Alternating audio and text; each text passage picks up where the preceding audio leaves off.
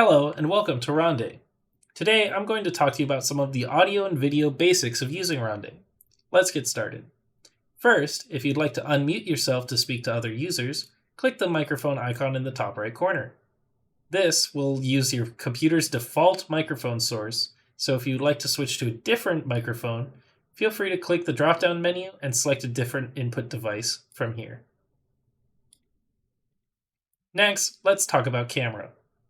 Clicking the camera icon will enable your default camera feed for your computer. If you'd like to use a different camera or a virtual camera, click the drop-down menu and you can select a different source from here. If you'd like a little bit of quiet, you can turn the speaker off so that you are deafened and do not hear any other users. In order to turn it back on, just click it again.